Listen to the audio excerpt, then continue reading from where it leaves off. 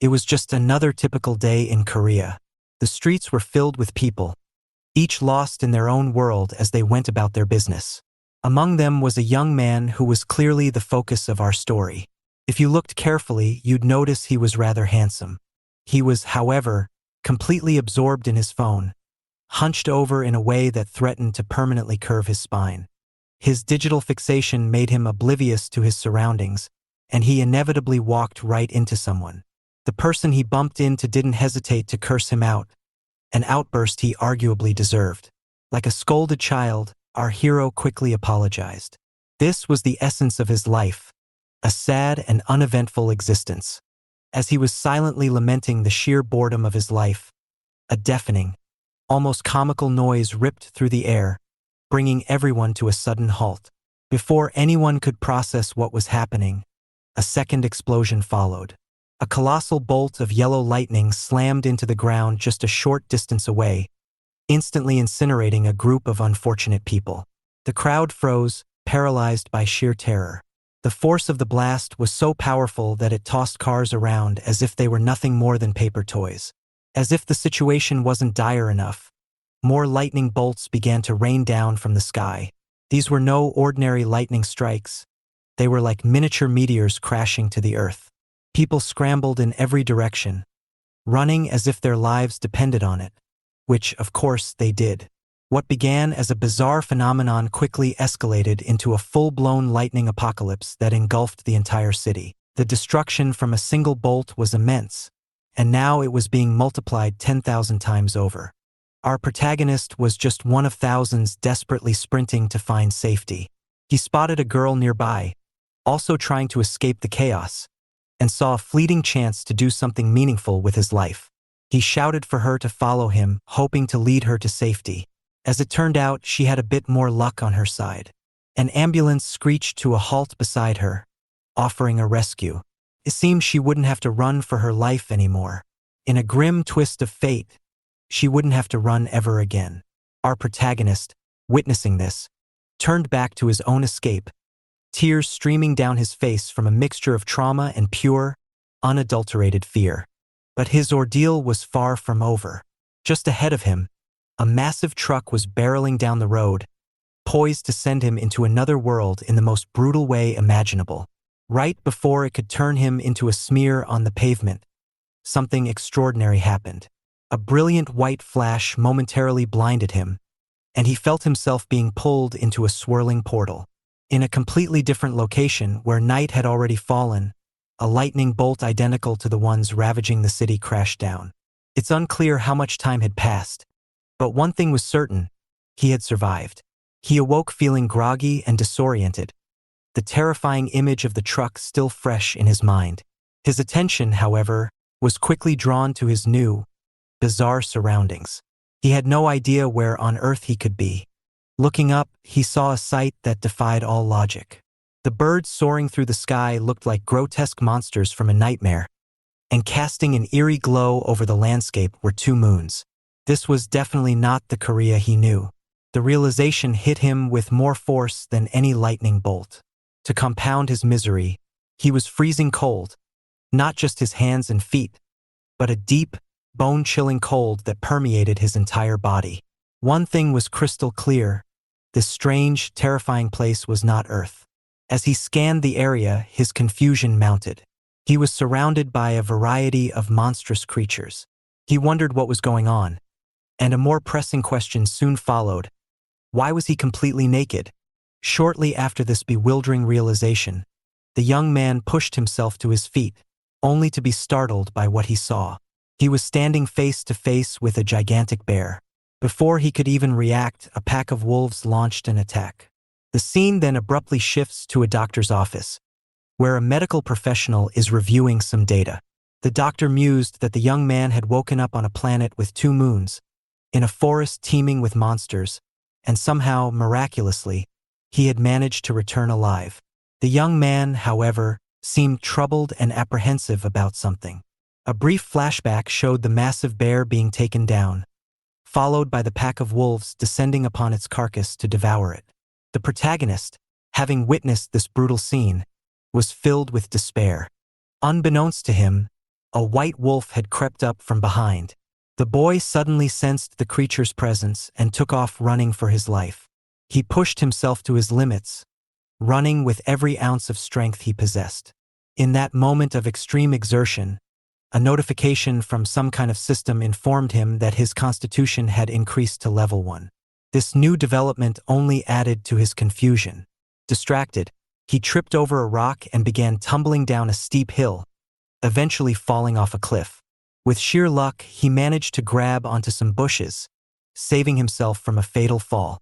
He clung there, shaken, wondering about the strange sound he had heard earlier. As he looked around, he was surprised to see some kind of fruit growing right in front of him. He was starving and wondered if they were safe to eat. His question was answered when he noticed a group of ants happily munching on the same fruit.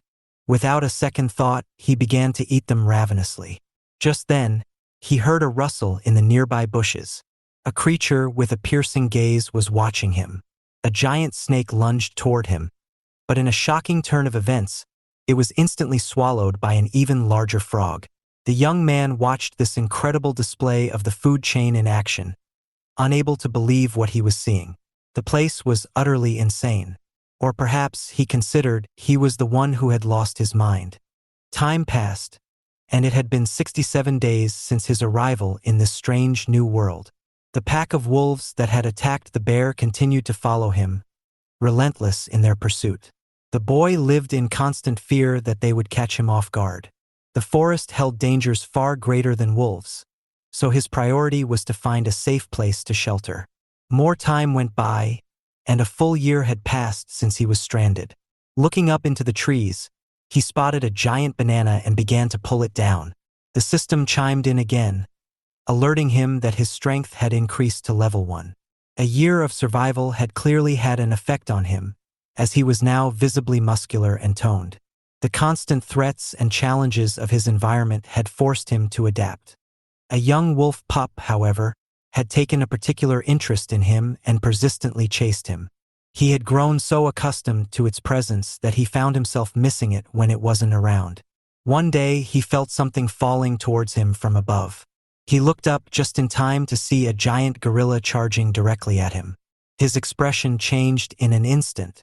With nimble reflexes, he managed to dodge the gorilla's attack, breaking the branch he was standing on in the process. He muttered that the gorilla would need better luck next time.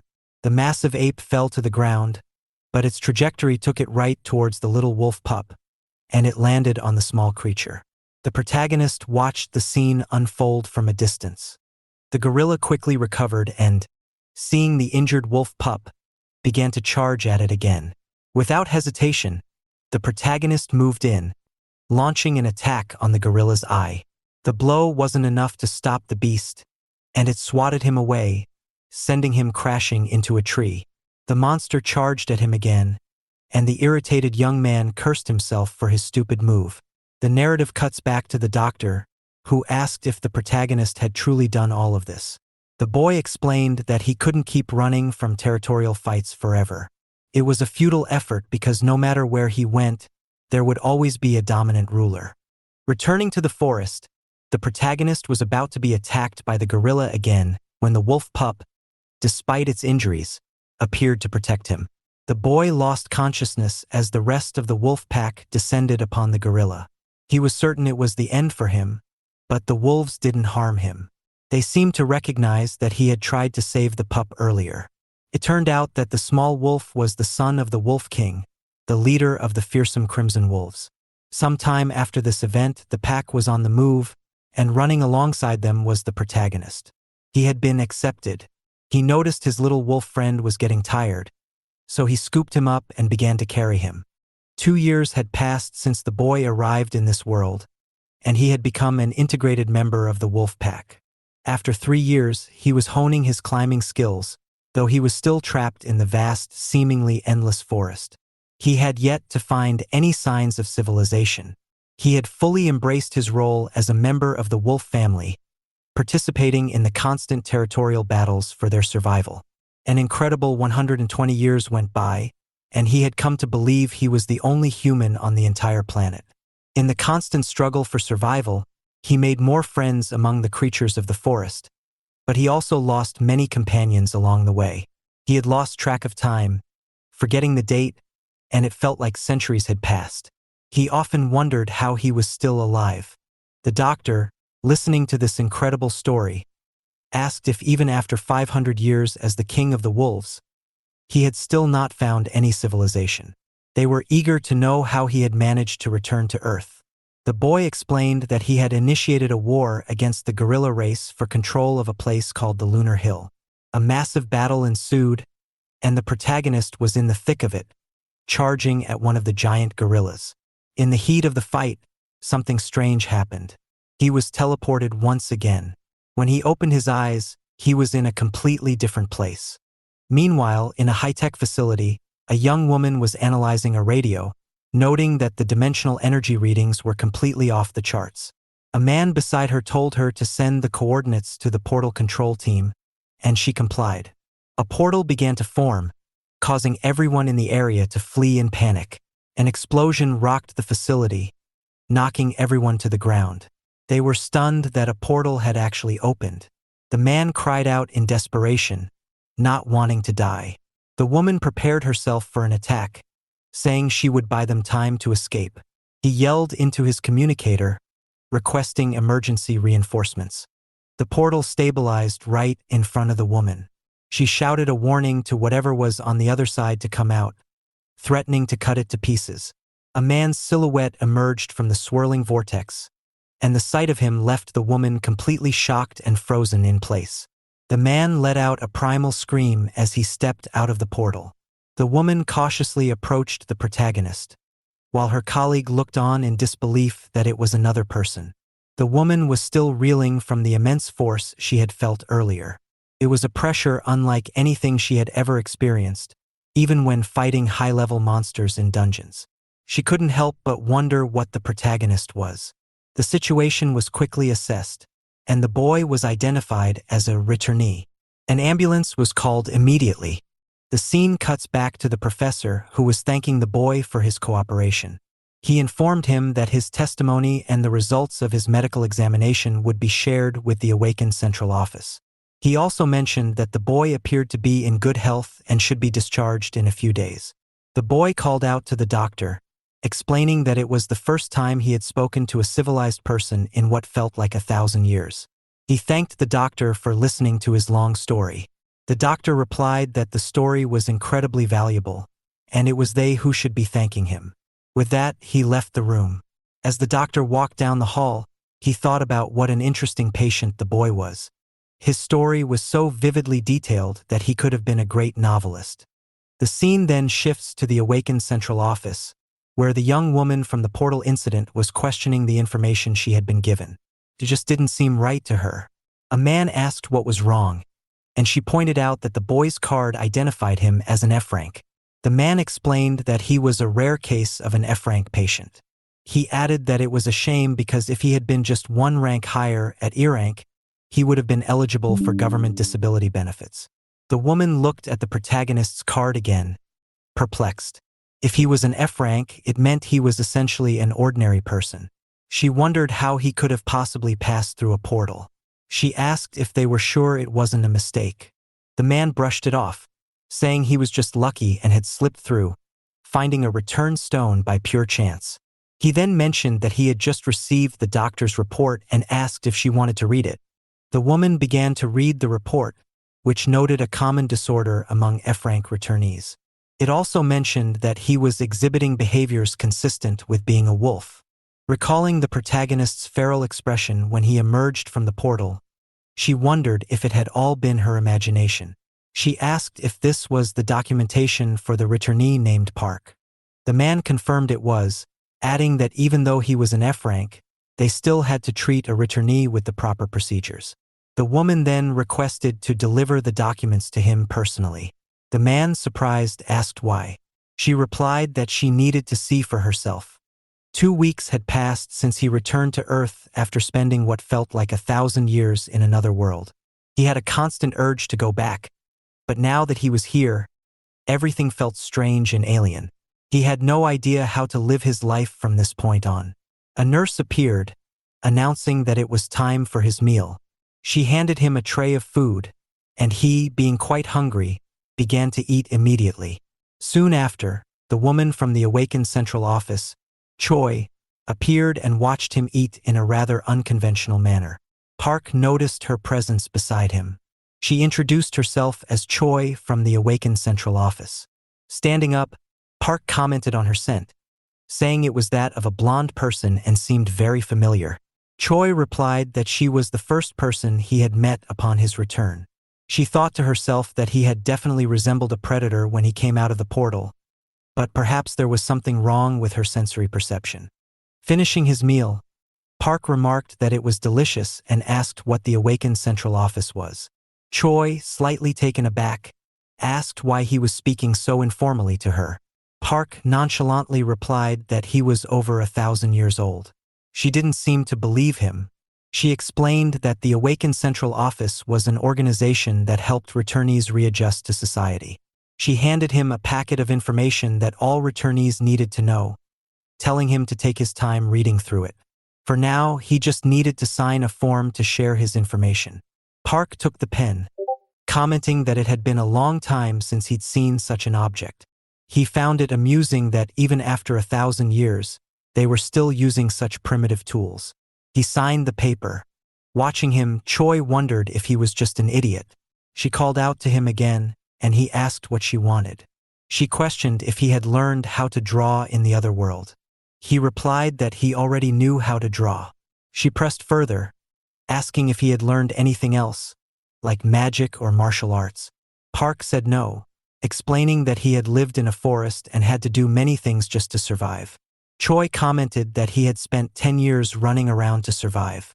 She explained that to become a true returnee capable of crossing portals, one had to kill monsters and absorb their dimensional energy. She pointed out that despite surviving in such a dangerous dimension, he had only managed to cross the portal and find the return stone by sheer luck. Park corrected her, saying he hadn't been there for 10 years, but for 1,000. Choi, now irritated, insisted it was only 10 years, not 1,000, and that he was mistaken. She told him to check his information, which clearly indicated he had disappeared in 2015 and returned in 2025. Looking at the data, the boy was shocked to realize it was true. The girl handed him his awakened identification card. As she walked away, she mentioned that part of his expenses would be deducted to cover the damages he had caused and that he should inquire about it. She also recommended that he go back to his family once he had recovered. With a final goodbye, Choi left. Park was left to ponder her words. He wondered if his family was still alive. In the other world, he had given up all hope, assuming that everyone he knew on Earth would be long dead by the time he returned. Now, he had to grapple with the loss of his forest family, who had been with him for 1,000 years. But his assumption had been wrong. Only 10 years had passed. As he examined the documents more closely, he received a devastating shock. His parents had indeed died on the day he disappeared. But there was a glimmer of hope. His younger brother, Juno, was still alive. Overcome with a desperate urgency, Park tried to leave the hospital and rushed to find the doctor. The doctor asked if there was a problem. Park explained that his brother was alive and he needed the doctor's help to find him. The doctor hesitated, expressing his belief that Park wasn't ready to reintegrate into society and that he would need to assess the situation first. Park, growing impatient, told the doctor he didn't understand the gravity of the situation. He wasn't asking for permission. At that, the doctor seemed to make a decision and gestured for something. He then said there was one condition. Shortly after, Park was in a car, thanking the doctor and promising to repay the favor. The doctor told him they would stay in touch. Before the car pulled away, he asked the driver to ensure Park arrived safely, as he still wasn't fully recovered. As they drove off, the doctor's assistant commented on his generosity. He had paid for all of Park's hospital expenses, provided him with clothes, and even hired the driver. She asked why he was doing so much for Park, especially since F-rank returnees were usually neglected by the central office. The doctor simply replied that he wanted to continue hearing the man's story. He also added that he needed to fix the doorknob as soon as possible. The assistant, surprised, remembered the moment Park had burst through the door in his haste, damaging the knob. Later, back in his office, the doctor reflected that it was the second time the doorknob had been broken. He noted that it had been a long time since he had encountered an irregular. Meanwhile, Park was still in the taxi. A news report on the radio announced that at 3 p.m. that day, monsters had escaped from an unprotected field in the province. The breach was due to a miscalculation in the portal's breaking point. The monsters were now surrounding the area, and the situation was expected to be resolved in about 50 minutes. 2 attacks had been neutralized, but 12 awakened soldiers had lost their lives. Park listened intently. A flashback to his conversation with the doctor played in his mind. The doctor had explained that the world had changed drastically since the Great Disaster, becoming a completely different place. He had joked that if he were awakened, he would quit his mediocre job and get rich by hunting monsters in the fields. Park had asked what that meant. The doctor, amused, replied that Park must have hit his head hard not to know. Park had insisted on an explanation. 10 years ago, portals had opened all over the world. That day became known as the Great Disaster. It was the first time their world had converged with others, leading to an invasion of monsters. On that day, 10% of the world's population was wiped out. The military was overwhelmed by the sheer number of monsters appearing everywhere. In regions with weaker military presence, mercenaries were sent in. People who had disappeared during the disaster, the awakened, were given mercenary licenses and permission to hunt monsters. Park had then asked how he could become a mercenary. The doctor had laughed, explaining that it was difficult for an ordinary person. First, you had to awaken, and then you had to pass the mercenary test at the Awaken Central Office. Park had commented that it sounded quite complicated. Time passed, and the taxi arrived at its destination. The driver informed him that the house in front was the address he had been given. Park got out of the car, thanking the driver. As he approached the house, an elderly woman looked down at him from a window and asked who he was. He replied that he was there for Juno. The woman remained silent for a moment before commenting that he still looked like he was in diapers yet talked like a grown-up. Park was confused by her remark. She then told him that no one by that name lived there and asked him to leave. He wondered if he had the wrong address. Just then, he heard the sound of people arguing inside the house. He walked up to the door and picked up a piece of paper from the ground. It seemed his brother was in debt. Sometime later, Park was walking down the street, reflecting on his experiences. In the jungle, the law of the strongest prevailed. But in this civilized society, it seemed that money was the true power. He arrived at a building and entered, presenting his awakened card. The woman at the counter informed him that his application for the mercenary test had been denied because he didn't meet the requirements. He asked what the problem was, since he was an F-rank awakened. The woman explained that his classification was 4 points below the necessary level. He argued that he had just crossed a portal 2 weeks ago. The woman was skeptical, explaining that ordinary people die when they try to cross a portal, their bodies literally torn in half. She didn't believe he had actually done it. She told him he could either attend the Awakened School or earn points in field battles. He should come back when he became a true awakened. Leaving the building, Park thought the system was incredibly confusing. His curiosity was piqued, however, by the mention of the Goblin Field in Suwon. He hailed another taxi and asked the driver how far the massive walls surrounding the city stretched. The driver explained that they encircled the entire city and that he could see it on a map app. He asked if Park had the app, explaining that the city was divided into 12 areas with hundreds of gates for transit. Park, observing the fortified city, realized he needed to download the app immediately. He soon spotted his destination, and the driver announced their arrival at Suwon Field, Gate 27. Park got out of the car and was confronted by the sight of a giant, fortified area. He assumed that passing through the gate would lead him to a hunting ground. He began to walk towards the entrance, where 2 soldiers stood guard. They stopped him and asked what he was doing there. He replied that he was there to hunt. One of the soldiers asked to see his mercenary license. Park admitted that he didn't have one. The soldier informed him that ordinary civilians were prohibited from entering the area. Just then, they noticed something approaching. The other soldier ordered the exit to be closed, but it was too late. Car crashed through the gate. Inside, a creature was devouring a man. The car slammed into a wall. One of the soldiers called for the emergency squad to contain the creature. The soldiers surrounded the vehicle, taking up combat positions. The creature emerged from the car, and the soldiers opened fire, riddling it with bullets. The monster collapsed, seemingly defeated. The soldiers reported that the situation was resolved and the monster had been killed. One of them then wondered where Park had gone, assuming he had run away in fear. That wasn't the case. Park was now walking outside the fortified area, noting that even though it was a field, he could sense everything around him. He mused that he would have to buy a car for himself.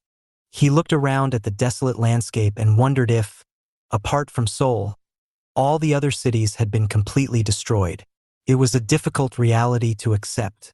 As night fell, Park commented that the darkness felt familiar. He began to walk among the ruins, announcing that it was time to hunt. He suddenly stumbled, feeling that his body was a bit heavy.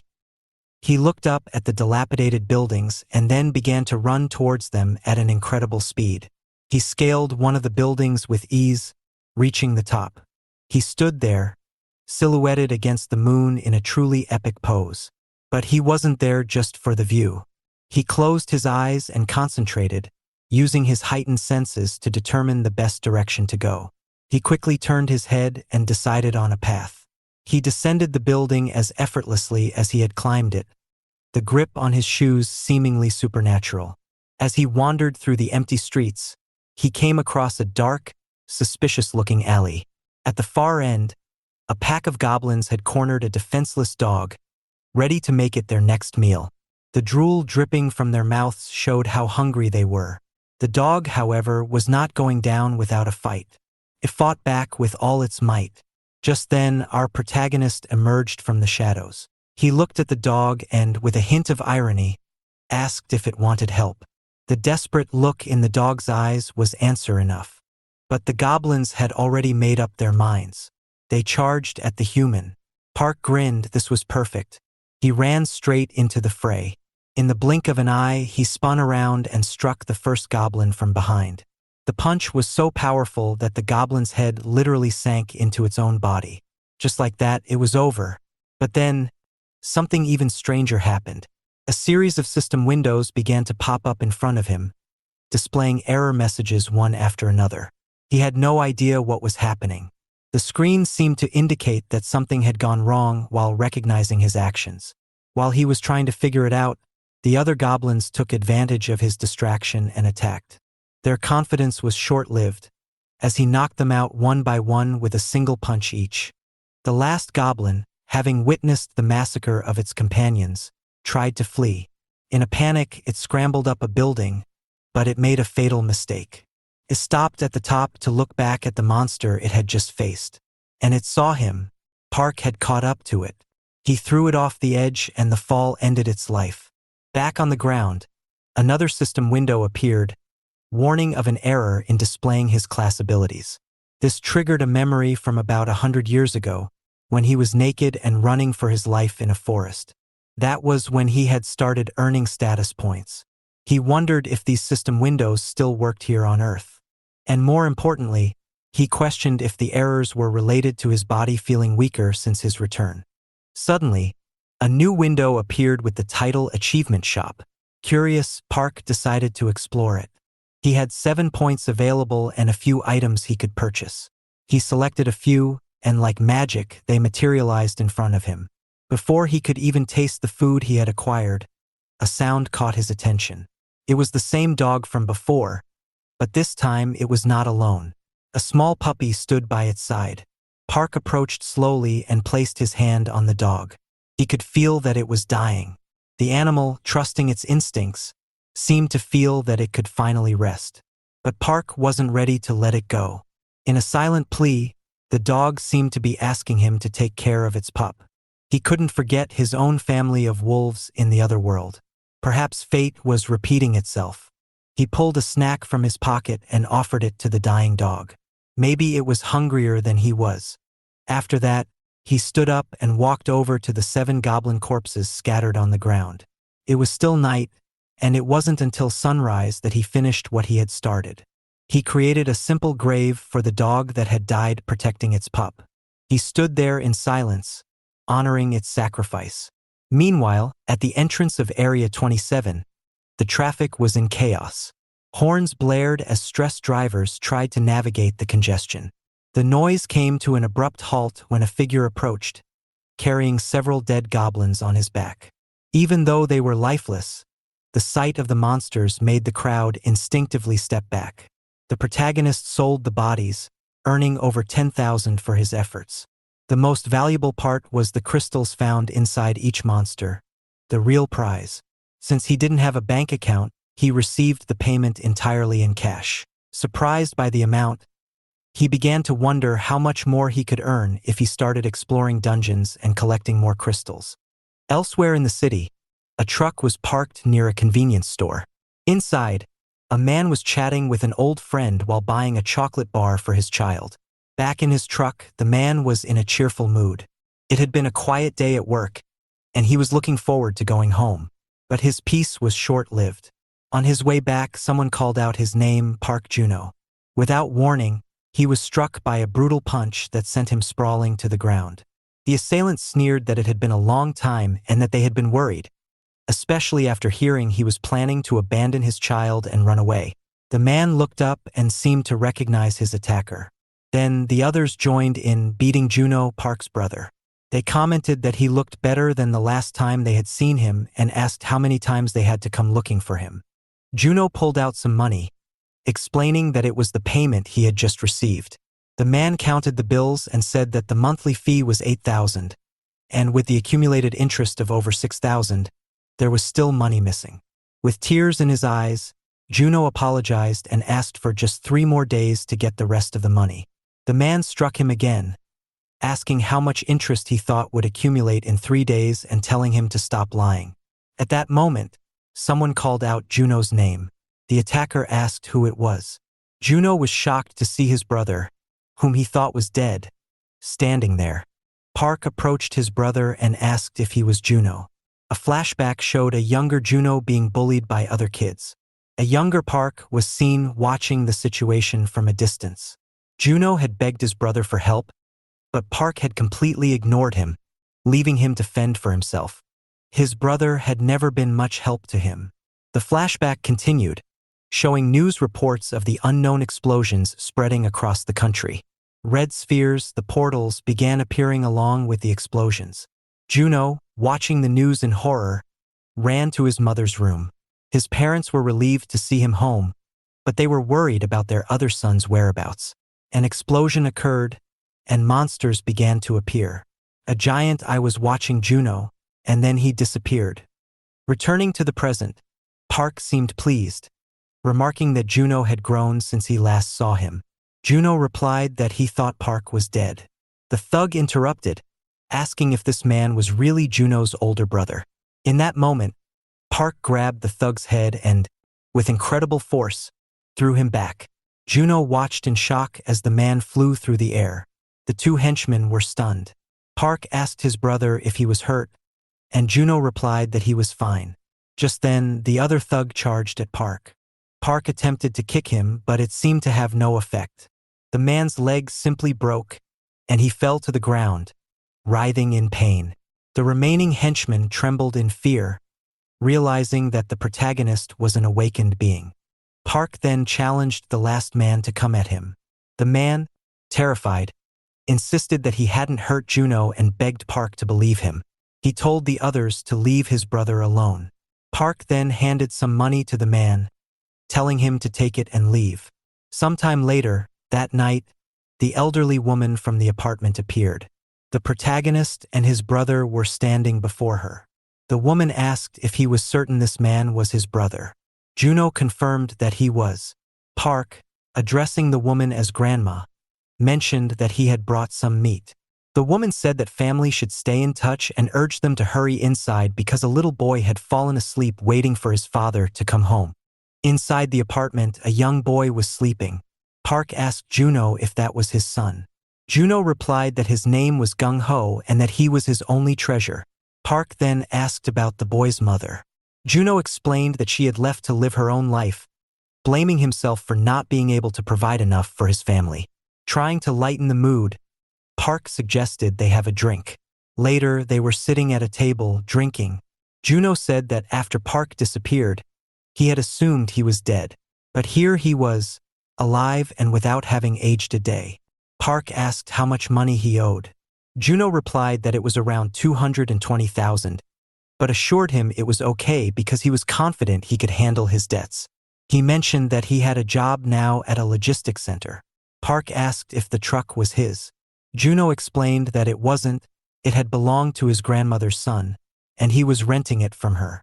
The protagonist then asked what his grandmother's son used to do. Juno, changing the subject, said he had heard that Park had died during the Great Disaster. Shortly after, the little boy woke up and was delighted to see a dog in front of him. He looked over and saw his father. Juno, happy to see his son awake, introduced him to his uncle and told him to say hello. A while later, the boy was playing with the dog.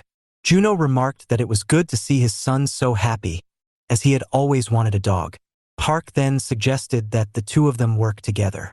Juno, confused, asked what he meant.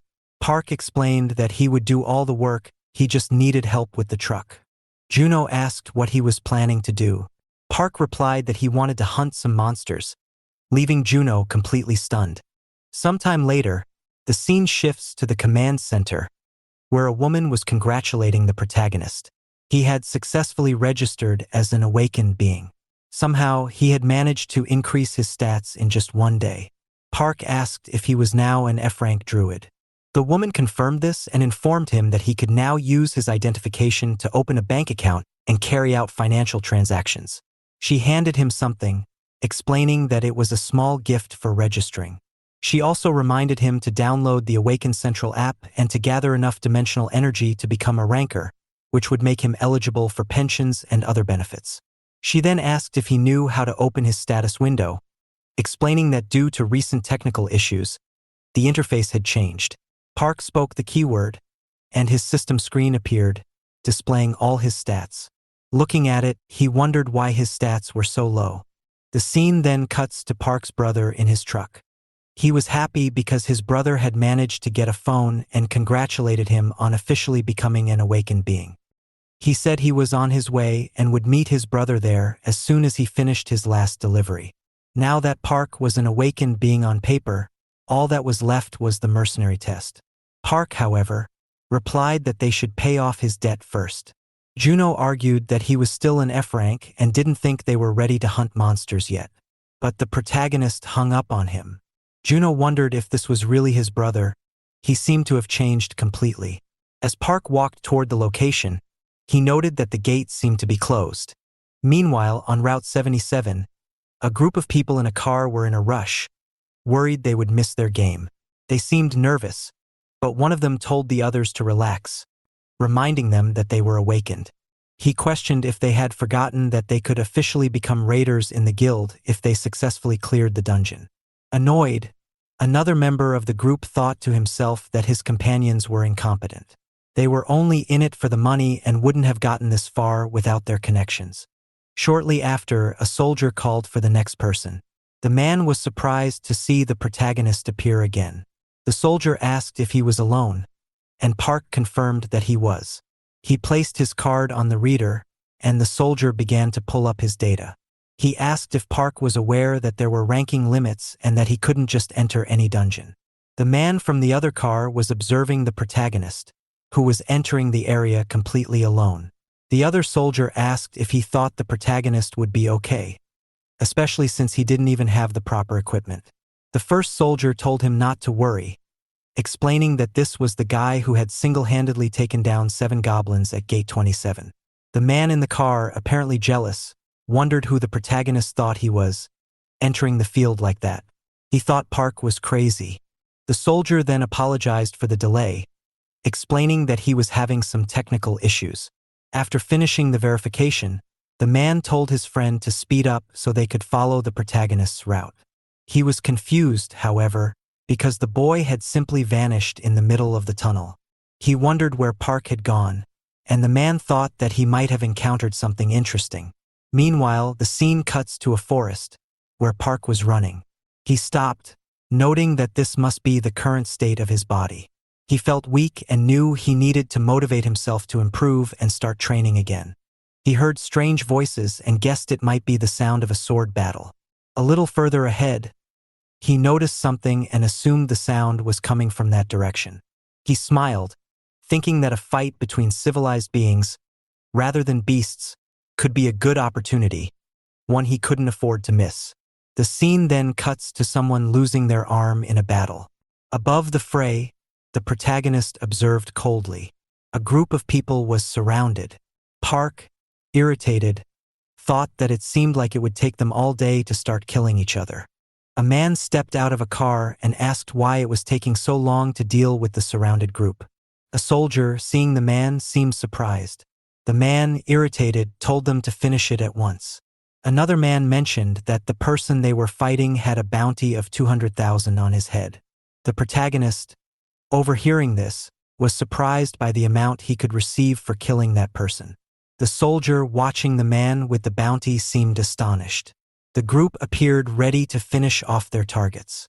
The man with the bounty affirmed that his bounty was indeed that amount and challenged them to try and catch him. The group, however, didn't seem confident, wondering if they could win even if they gave it their all. Just then, the man charged at them. In a flash, the protagonist appeared, heading toward the other soldiers.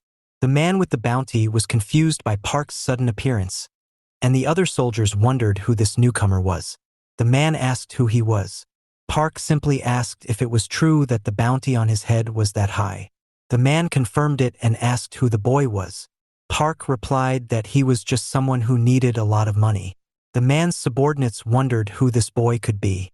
The man started laughing at the protagonist, saying that since he didn't seem to be from the central office, it would have been better for him to mind his own business. At that moment, the protagonist felt something strange happening to his body. The man explained that Park had looked into his eyes for more than 5 seconds, which meant he would no longer be able to move. He then ordered his soldiers to charge at Park, and they pointed their swords at him. To everyone's shock, the protagonist was able to move again. With a smile, Park asked if that was magic, commenting that it was very interesting. The man used his binding ability again, immobilizing the protagonist once more. He said that it was to be expected, as he wasn't just some small fly. He drew his dagger, saying that the man should have thought twice before messing with him. In that instant, Park struck the man, who seemed to have been injured by the attack. Park asked if he had any other tricks up his sleeve before punching him repeatedly. The man was thrown back, apparently defeated. Park commented that it was all very boring. The other man, watching this, thought that to defeat that man so easily, Park must be incredibly strong. He wondered who the protagonist really was. The group of soldiers continued to watch the boy. Park asked if they still wanted to fight. They quickly replied that they didn't. The protagonist pointed to a spot and told them to go there, asking if anyone had a rope. One of the men said he had one. The protagonist then asked what bounties they had.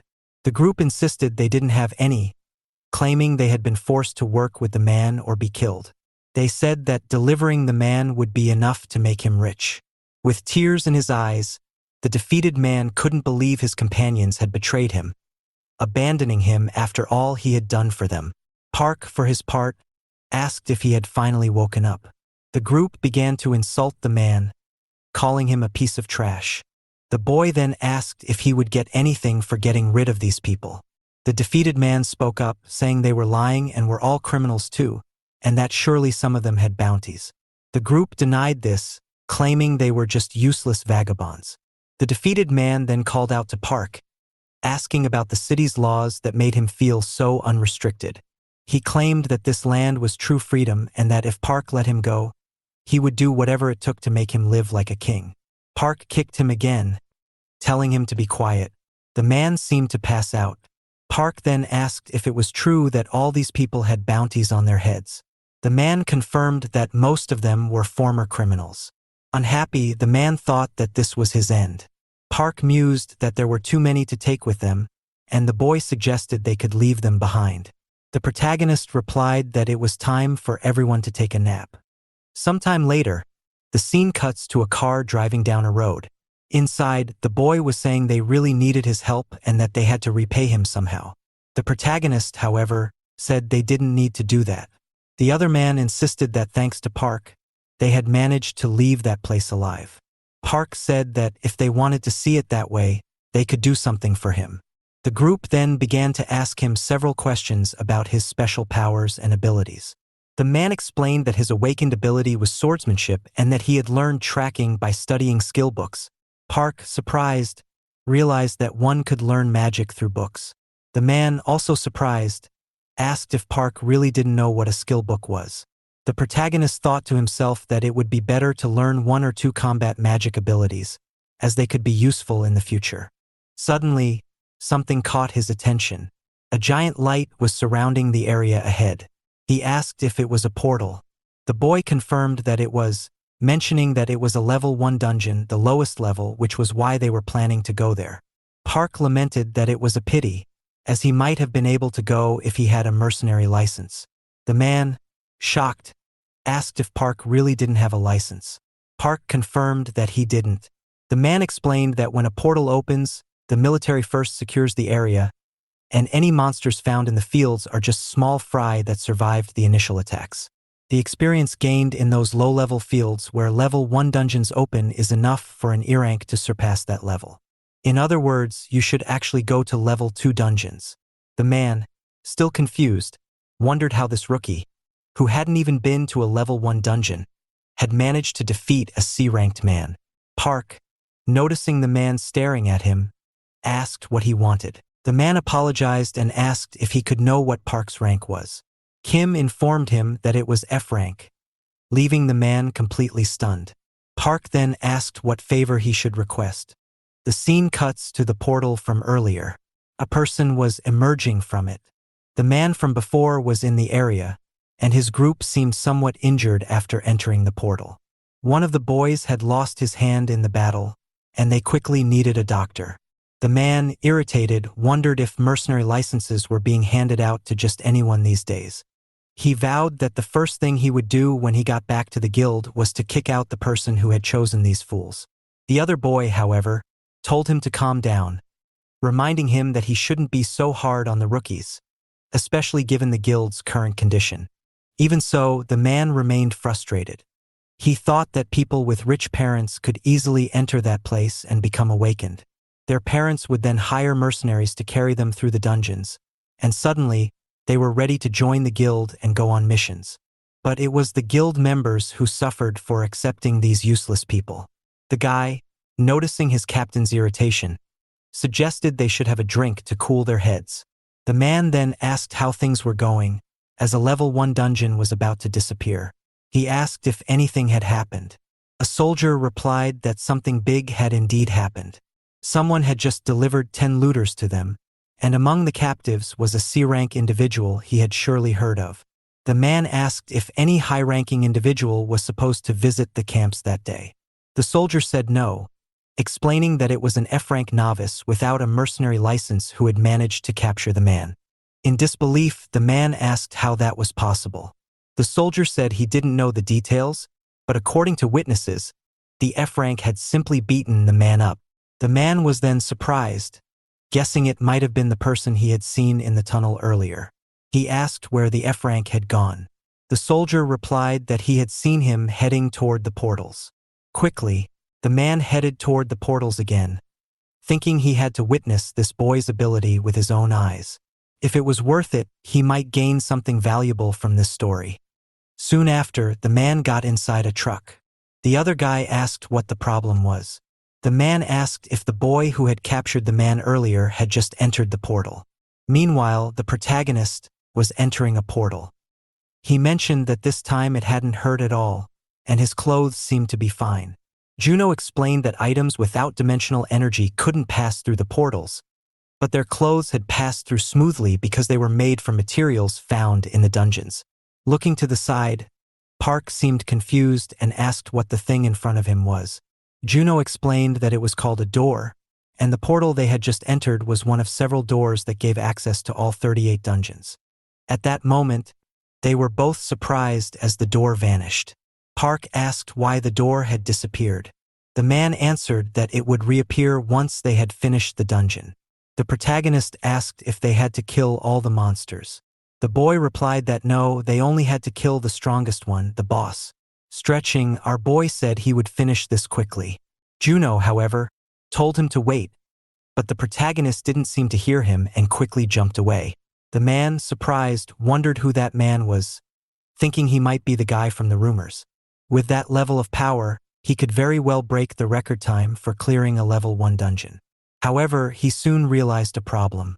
They didn't even have tracking abilities, so they wouldn't be able to find the door's location within the time limit. If they got stuck there, they might disappear along with the portal. The scene then cuts back to the man with the analyzer. The door the protagonist had entered had just closed, which made the man very angry. Back inside the protagonist's portal, some monsters were wandering around. One of them was suddenly hit by something and thrown back. Park, observing the situation, said they were carrying very interesting things. He began to extract the stone from inside them, mentioning that there was only one blood crystal after killing 3 of them. But what was most important at that moment was leveling up. Meanwhile, that guy was watching everything Park had done, wondering how many monsters he had killed. Soon after, the boy used his tracking ability to find the protagonist's location.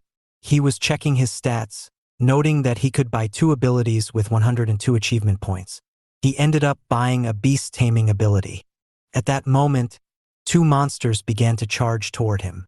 Noticing this, he immobilized them and easily defeated them. The system notified him that he had earned an achievement.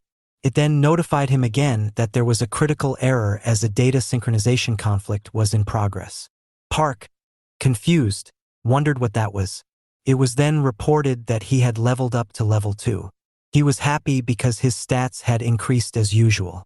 He then went on to buy the next tree spirit ability with 100 points. The system notified him that he had finally acquired the ability. He then asked to summon the tree spirit. A light began to surround the place, and a kind of green spirit appeared. Park, surprised, thought it was him. When he had first seen it in the jungle, he had thought it was some kind of firefly. He asked the tree spirit to search for the missing goblins.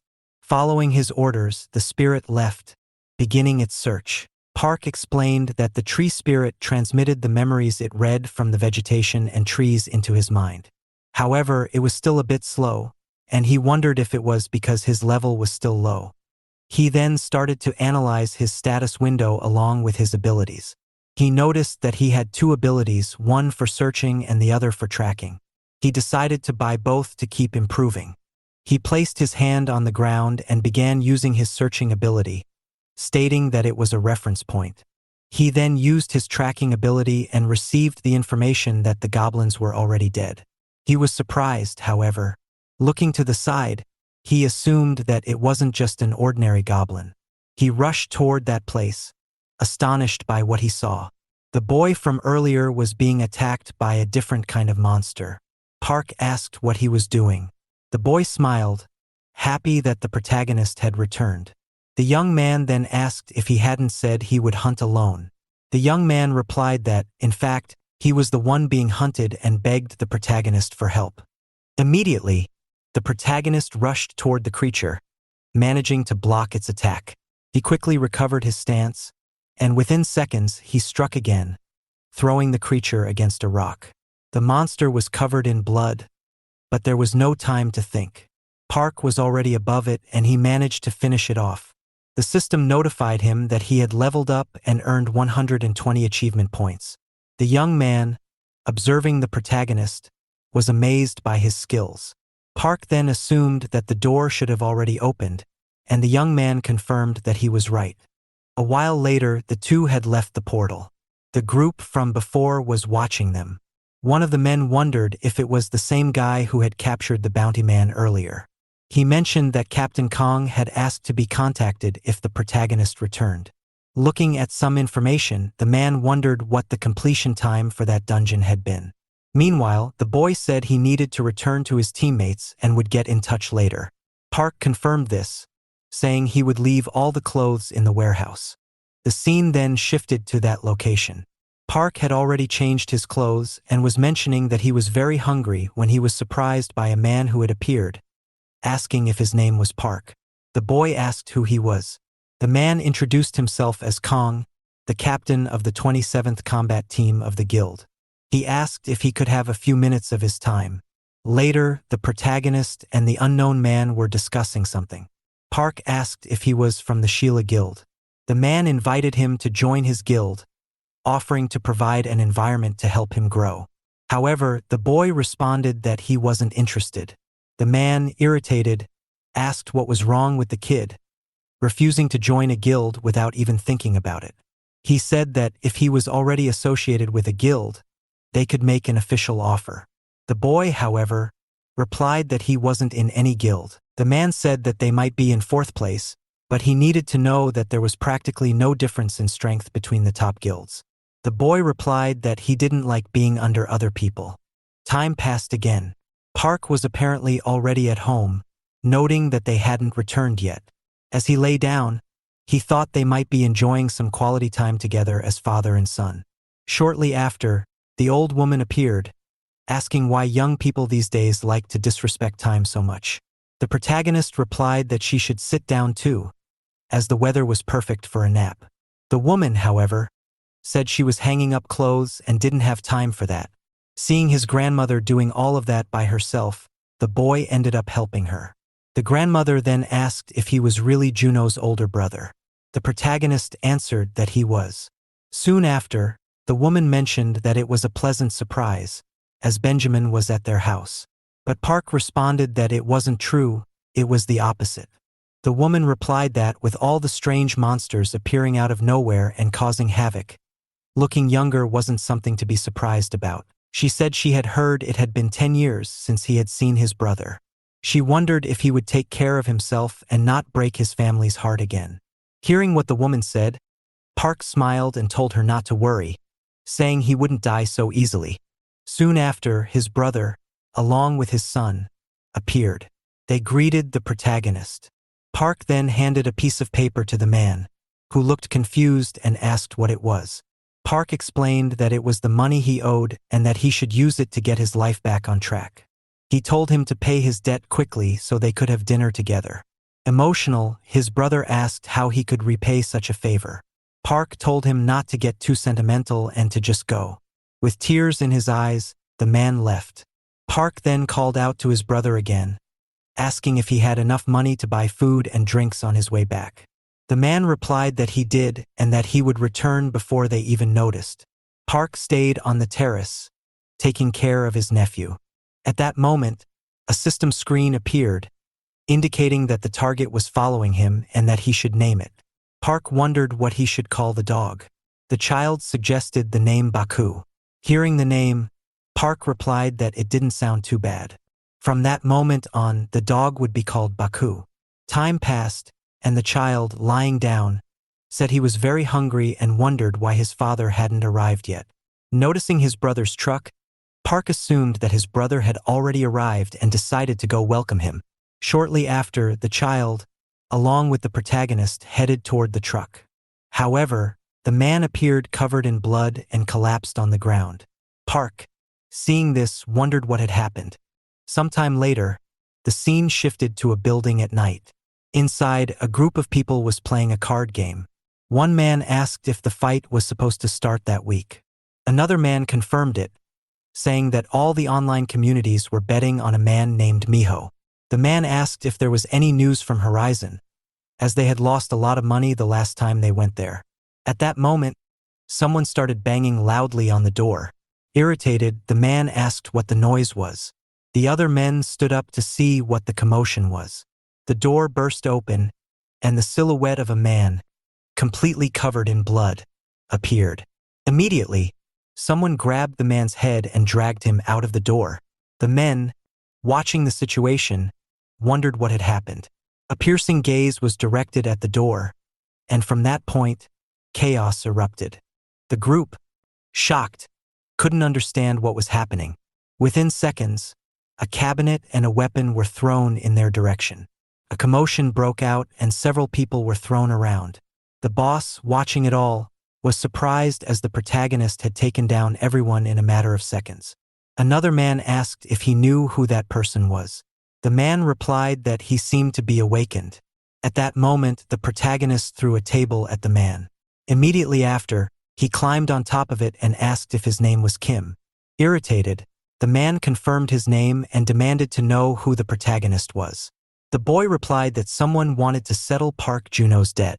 The man said he must be insane, asking if he called himself awakened after beating up honest, hard-working people. He told him not to think he would get away with it. At that moment, the man received a slap to the face. Park asked what that had to do with it and why he had slapped him just because he wanted to pay off his debt. He said all he should have done with his brother was take the money and leave. He asked why he had crossed the line and done that to his own brother. As he received the slaps, the man begged to be left alone. Park, in turn, asked if he wanted to settle the debt or get beaten until he died. Without hesitation, the man said he would settle everything at once.